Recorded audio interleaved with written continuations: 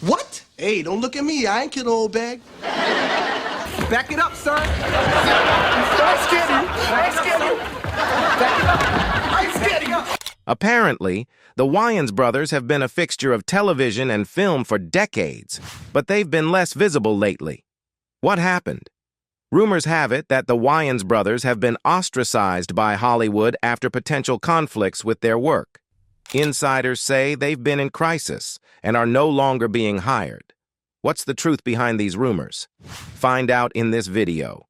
First, several theories have been proposed to explain Wayans brothers' sudden departure, ranging from being overlooked by Hollywood in favor of newer, more marketable talent, to the idea that their shows lost viewership and were no longer seen as profitable.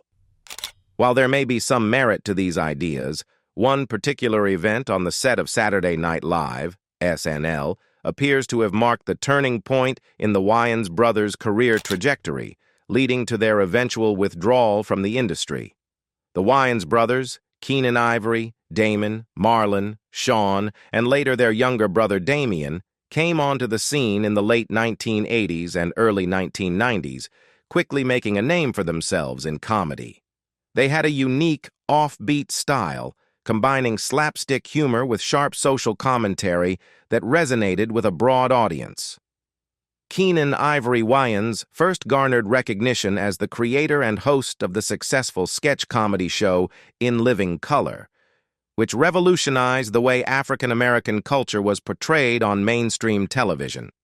The show introduced the world to stars like Jim Carrey, Jamie Foxx, and Jennifer Lopez, and helped pave the way for more diverse representation in Hollywood. Following In Living Color, the Wayans brothers seemed poised for even greater success. Damon Wayans launched his own sitcom, My Wife and Kids, which became a hit and ran for 5 seasons. Marlon and Sean Wayans teamed up for a string of successful comedies, including White Chicks and Scary Movie, the latter of which became a highly profitable franchise. Despite their strong presence on the big screen and television, there were early signs of tension within the industry. As with many successful figures in Hollywood, the Wayans brothers eventually began facing challenges. Some argue that Hollywood began to overlook their unique comedic voice in favor of more mainstream, mass-market stars. In the competitive landscape of the entertainment industry, there's often a shifting preference for the new and trendy. The Wayans, despite their success, didn't fit the mold of the rising stars that Hollywood sought to promote at the time. Some have speculated that the Wayans' unapologetic approach to humor, which sometimes relied on edgy and controversial topics, made them less appealing to certain producers and executives who preferred less risky, more marketable content. Another theory posits that the Wayans brothers' shows and films began to lose their initial appeal, with viewership and box office sales dwindling over time. While Scary Movie was undeniably successful, its sequels didn't quite capture the same magic, and the humor of White Chicks and other films was often polarizing. For a time, the Wayans brand of humor was the talk of Hollywood.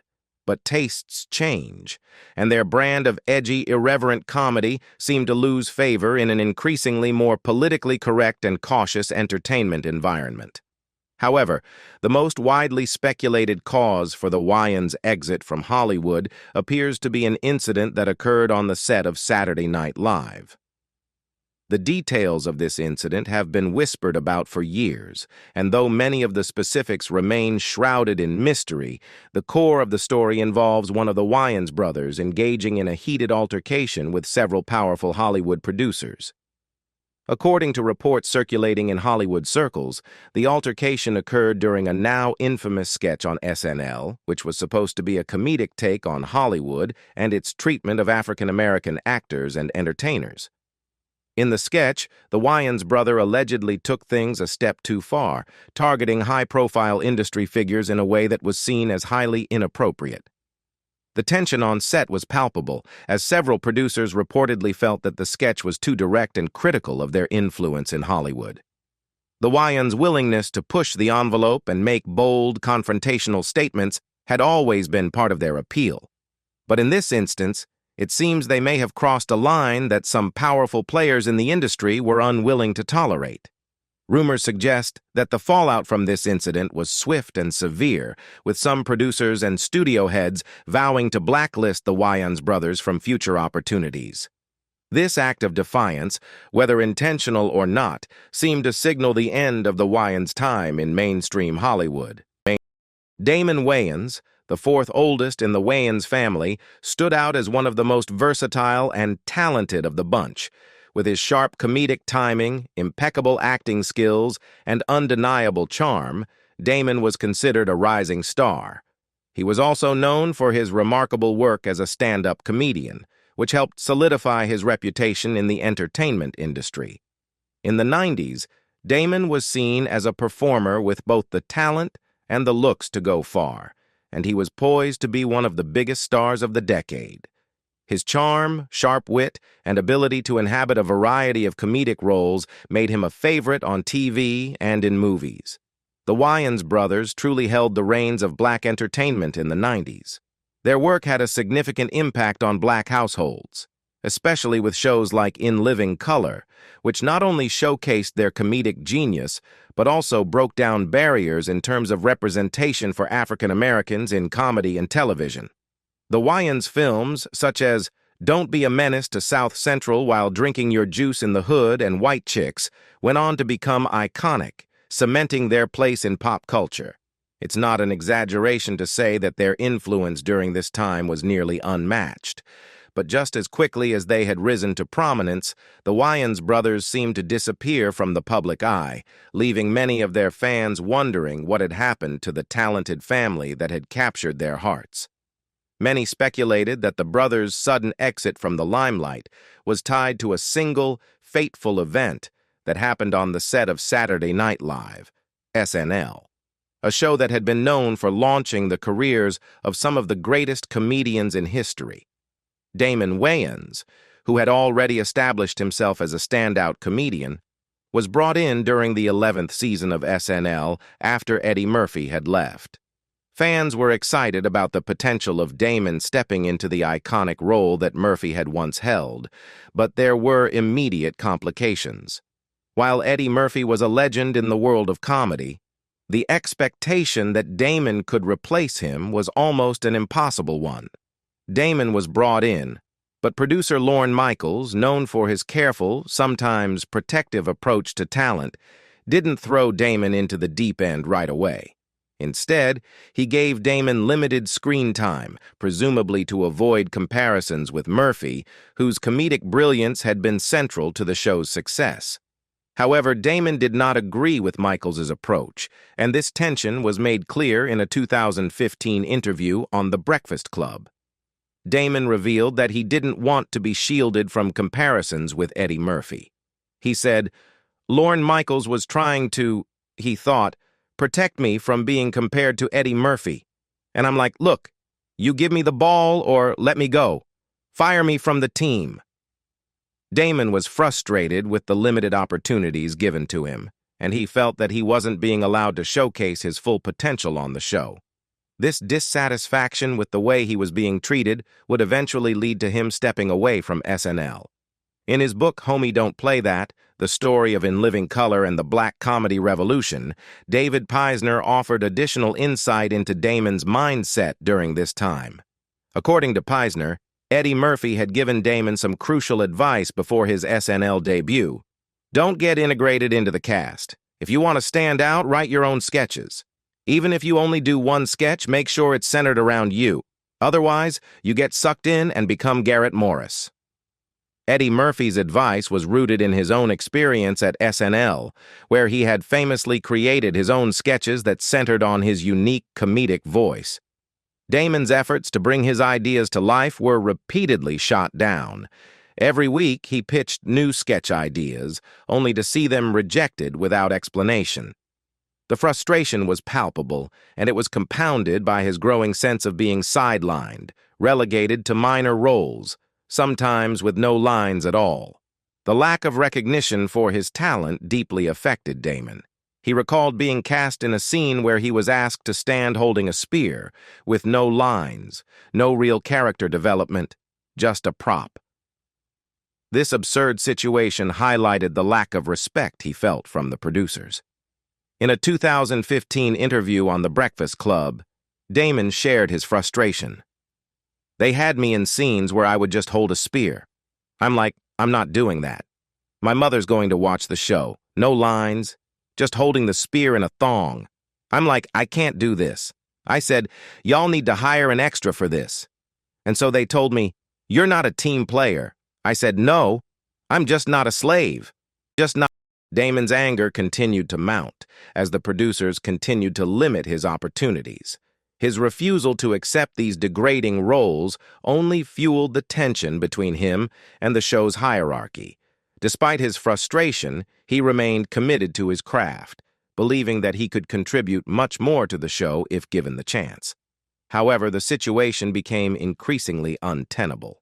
The ratings for SNL were also slipping, which added pressure on the producers to produce hits and rejuvenate the show. This pressure reached its peak during the rehearsals for a skit titled Mr. Monopoly, a parody of the popular TV show Miami Vice. Damon was cast as a police officer, and the producers gave him a suit to wear that was supposed to match the iconic look of Crockett and Tubbs, the protagonists of Miami Vice. However, Damon's look did not meet the approval of the producers. Lorne Michaels, the show's executive producer, was particularly critical of the suit and told Damon, "You look like a pimp in that suit. I want you to change it to a cop's uniform." To Damon, this was the last straw. His resentment had been building for weeks, and he decided he wasn't going to take it anymore. He couldn't stand being stifled, controlled, and demeaned any longer. What happened next shocked the SNL team. During the live broadcast of the show, Damon decided to sabotage the skit. Instead of playing his character as written, he went completely off script, turning his portrayal into an exaggerated, effeminate stereotype. His portrayal was not just unconventional, it was deliberately disruptive. The performance was awkward, the humor fell flat, and the audience was left in an uncomfortable silence. The producers, who had been under increasing pressure to salvage the show's faltering ratings, immediately fired Damon after the performance. For Damon, it wasn't a surprise. In fact, he later admitted that he had deliberately sabotaged the performance because he knew it would get him fired. He had grown so disillusioned with the treatment he was receiving that he saw being kicked off the show as the only way to take control of his situation. In his memoir, Damon reflected on the moment, acknowledging that he had deliberately created chaos. The stunt was, in a sense, his way of reclaiming his agency and rejecting the way he had been treated on the show. "I didn't want to be a part of that system anymore," he later confessed. "If they weren't going to give me the respect I deserved, then I would make sure they knew how I felt about it." In the early 90s, Damon Wayans was part of a revolutionary moment in television with the groundbreaking sketch comedy show In Living Color. The show, created and produced by Damon's older brother Keenan Ivory Wayans, was an instant hit that resonated deeply with audiences, particularly within the Black community. In Living Color was a cultural milestone, a show that not only entertained but also provided a platform for Black voices in a way that had rarely been seen on television before. It was a show produced by Black creators, featuring predominantly Black performers, and telling stories that reflected the everyday lives and struggles of the African American experience. From the start, In Living Color was more than just a comedy show. It became a movement. The cast, which included not only Damon but also talented performers like Jim Carrey, David Alan Grier, and Jamie Foxx, showcased a diversity of Black voices and perspectives that had been sorely lacking on mainstream television. The show's content ranged from slapstick humor to sharp social commentary, and its willingness to tackle issues of race, class, and identity struck a chord with a wide audience. For many viewers, especially in the Black community, In Living Color was a cultural touchstone, a show that spoke directly to them, their experiences, and their unique sense of humor. Finally, it felt as though there was a show that wasn't just for Black people, but by black people, and that was something many had been waiting for. Damon's role on the show, alongside Keenan, allowed him to flourish. He was able to showcase his comedic brilliance, playing a variety of memorable characters and bringing his distinct voice to the sketches. This was the opportunity Damon had been craving, a platform where he could truly shine, harness his considerable talent, and develop as an artist. The show became a pop culture phenomenon in the 90s, cementing Damon's place as a comedic star. The cast's influence extended beyond television, with In Living Color spawning popular catchphrases, memorable characters, and even launching the career of a young Jennifer Lopez, who became a fly girl dancer on the show. For the black community, In Living Color was more than just entertainment, it was a reflection of their lives. The show explored everything from racial stereotypes to black pride, and it resonated deeply with a generation of viewers who had long felt underrepresented in mainstream media. The sense of ownership that black audiences felt toward the show was palpable. This was their show, a platform for their voices, their struggles, and their humor. And for a time, it seemed like In Living Color was going to be a permanent fixture in American television, a beloved and necessary presence that would continue to represent black culture for years to come. However, the joy and success of the show were short-lived. In a move that shocked and angered the Wayans brothers and black audiences across the country, In Living Color was abruptly pulled from the air. The catalyst for this sudden departure was a decision made by Fox Broadcasting, the network that had been airing the show. The network chose to air reruns of the show rather than producing new episodes, effectively putting the series on hiatus. But it was the reason behind this move that revealed a much darker truth. Fox executives, aware that the network had entered into a contractual agreement with the Wayans brothers, which would eventually grant them ownership of the show, recognized that the end of the deal was approaching. With In Living Color's ownership set to return to the Wayans, Fox made a strategic decision to air reruns instead of producing fresh content. The goal behind this decision was clear. By airing reruns, Fox hoped to wear out the show's audience and reduce the ratings. The idea was that viewers would tire of watching the same episodes over and over again, leading to a decline in the show's popularity and making it easier for the network to justify ending the show altogether. It was a calculated business move, designed to erode the show's momentum and hurt its future. In essence, Fox was attempting to diminish the show's value just as the Wayans were about to regain control. The sudden cancellation of In Living Color was not just a business move. It was a calculated attack on the show's creators and the very essence of what it represented, a platform for black voices in mainstream media.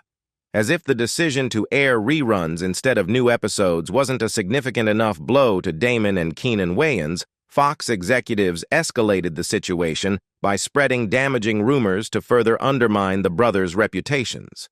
These rumors not only sought to tarnish the Wayans' professional images, but also to divert blame away from the network's corporate agenda.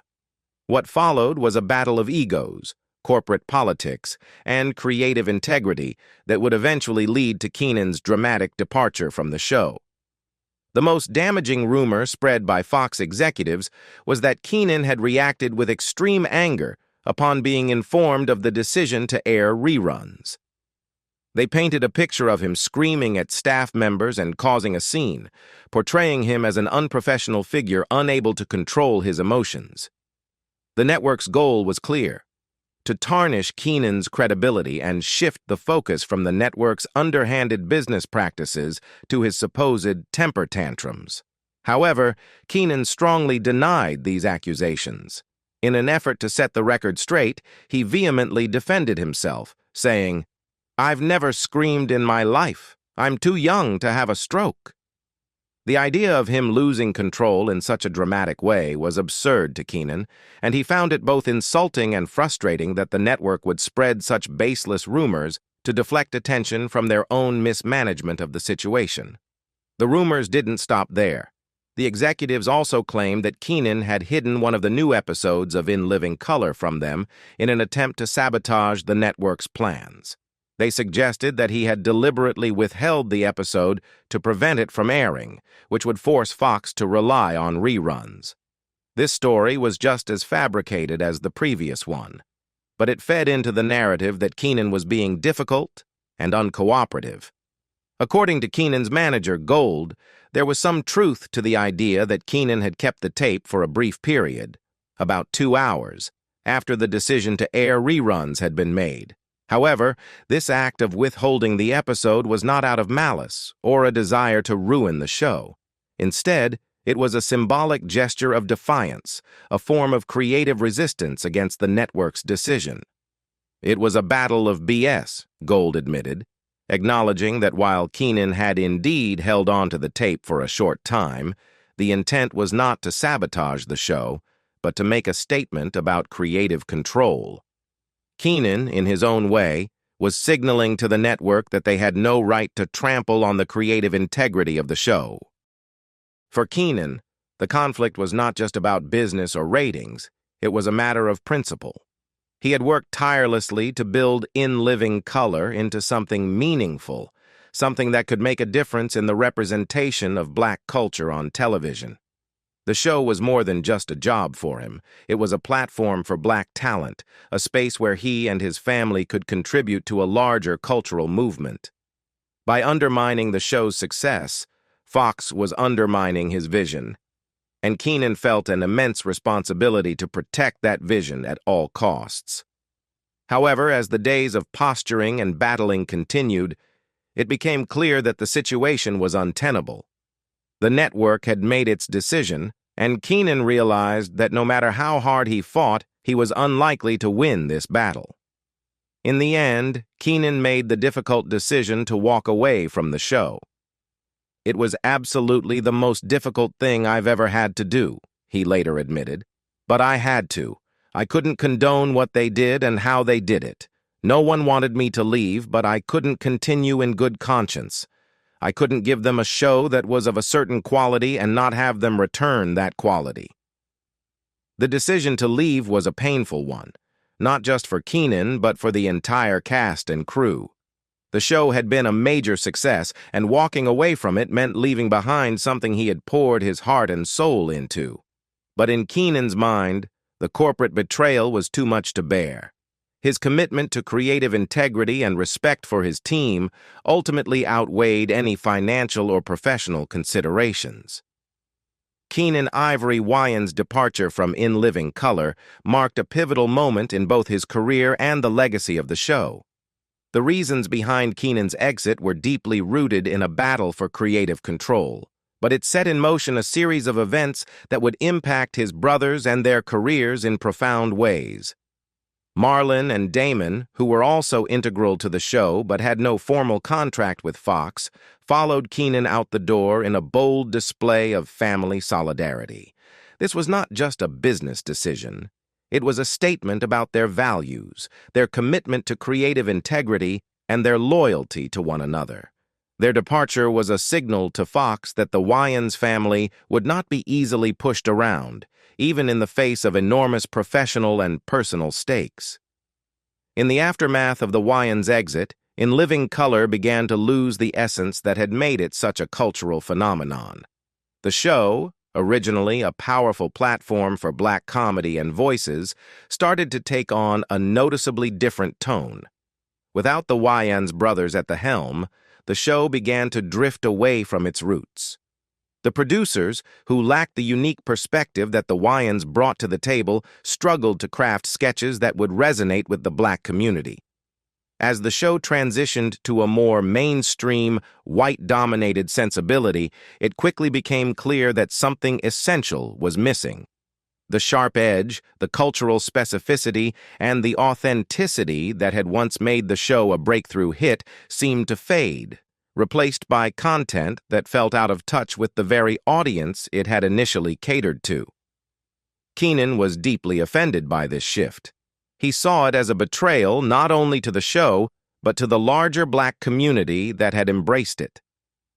"It always was comedy from an African-American point of view," Keenan said, reflecting on the show's original purpose. "But now they have all white consultants.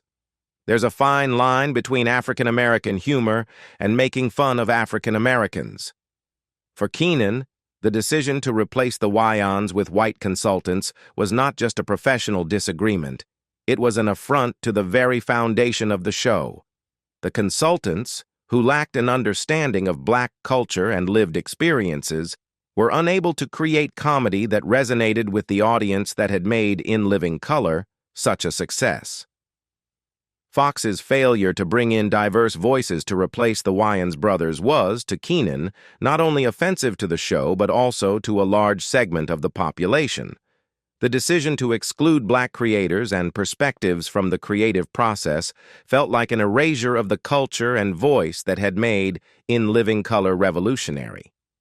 As the show faltered without the Wayans brothers, they began to look for new opportunities to realize their creative vision. They didn't let the setback define them. Instead, they sought out new projects that would allow them to continue to make an impact. The first of these projects was Scary Movie, a comedy horror film that would prove to be a massive success and mark the Wayans brothers' triumphant return to the spotlight. Scary Movie was a comedy genre film that parodied various movie tropes, particularly from horror, slasher, and mystery genres. The film was written by Marlon and Sean Wayans, with Keenan serving as the director. It was a bold departure from the kind of socially conscious comedy that had defined In Living Color, yet it still carried the Wayans' signature humor. Irreverent, fearless, and thoroughly entertaining. The brothers cleverly spoofed popular movies such as Scream, I Know What You Did Last Summer, and The Sixth Sense, while adding their own brand of slapstick comedy and sharp wit. The film was both a parody of Hollywood tropes and a playful commentary on pop culture, two things that the Wayans had mastered over the years. Released on a relatively modest budget of $19 million, Scary Movie exceeded all expectations and became a surprise box office hit. It grossed an astonishing $278 million worldwide, far surpassing its production costs and solidifying the Wayans as major players in Hollywood. The second installment, Scary Movie 2, while profitable, didn't replicate the massive success of its predecessor. Despite a solid box office performance, grossing $141 million on a $41 million budget, it failed to garner the same level of enthusiasm or critical acclaim. This marked the beginning of a noticeable shift in the Wayans' trajectory in Hollywood, one that would leave many fans wondering about the true reasons behind the franchise's decline. The film, Scary Movie 2, received a host of negative reviews, with critics panning the movie for its crude humor and lack of originality. CNN, in particular, dismissed it as a vaudeville sketch aimed at the lowest common denominator. The review pointed out that while it might appeal to audiences looking for simple, lowbrow entertainment, the film lacked the depth and ingenuity of its predecessor. This isn't a movie.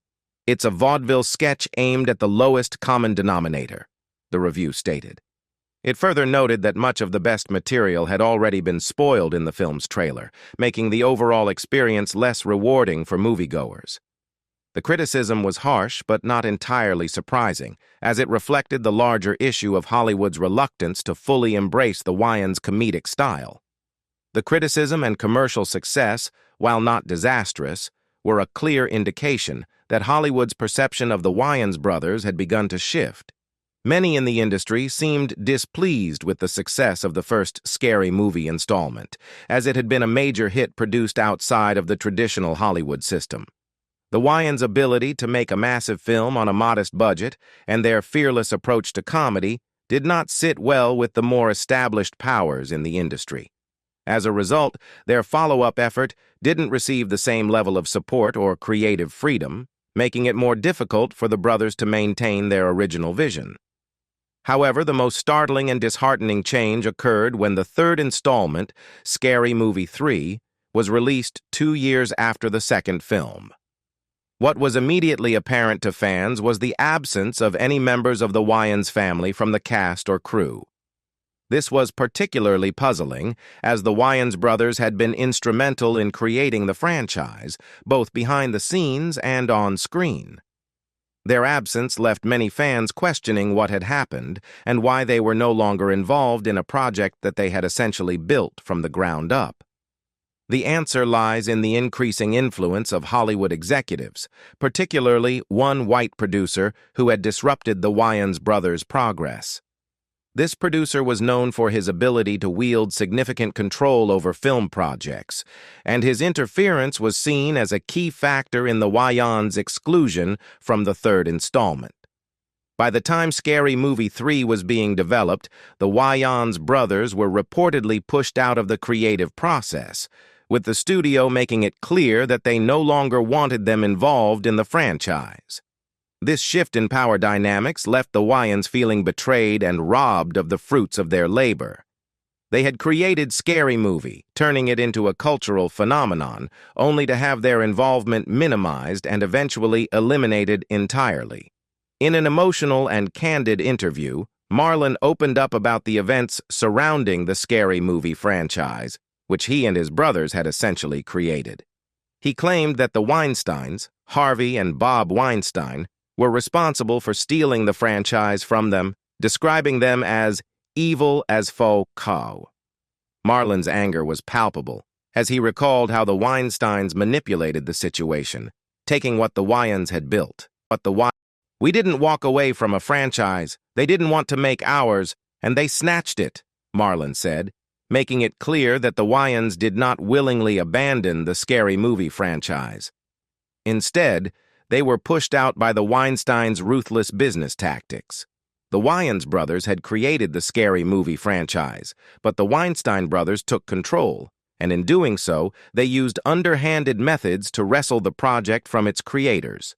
Marlon went further, likening the Weinsteins' business practices to those of rape and pillage villages, accusing them of exploiting people and projects without regard for ethics or fairness.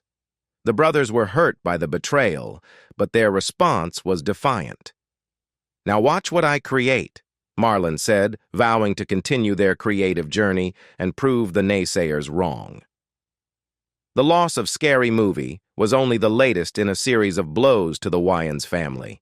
From their disastrous stint on Saturday Night Live to the collapse of In Living Color and now the theft of Scary Movie, the brothers were repeatedly forced to start over, yet they refused to let these setbacks define them. Instead of accepting defeat, they set their sights on new projects, eager to prove that they could not be silenced or stopped by the powers that be in Hollywood. They wanted to create something groundbreaking, something that would challenge the established Hollywood norms and prove that black talent could not be overlooked. But despite their best efforts, the Wayans found themselves constantly up against the immovable wall of the Hollywood machine. Many of their future projects were derailed or taken away, and their vision for a new wave of black entertainment seemed to be slipping through their fingers. As Hollywood continued to focus on white-led shows and films, the Wayans were left fighting an uphill battle. Their sitcom, The Wayans Brothers, which had been a major hit in the black community, became another casualty of the industry's bias.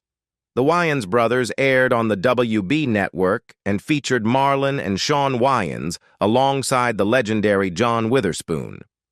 The show was centered around the contrasting lives of the two brothers, Shawn and Marlon, and their tight-knit relationship with their cheapskate father, played by Witherspoon. The sitcom resonated deeply with black audiences, who saw themselves reflected in the characters and humor. With its relatable characters and charming performances, the Wayans brothers earned solid ratings, with an average of 7.3 out of 10. This wasn't a failure by any means. In fact, 7 out of 10 is considered a respectable score for a sitcom, especially one that appealed primarily to a niche demographic. Yet, despite its solid ratings and positive reception, The Wayans Brothers was abruptly canceled by the WB network. There was no season finale, no closure for the fans who had grown to love the show. The network simply pulled the plug, citing poor ratings as the reason for the cancellation. But this explanation rang hollow for fans and the Wayans family alike. With a solid 7 out of 10 rating, it seemed unlikely that the show's cancellation was truly due to poor viewership.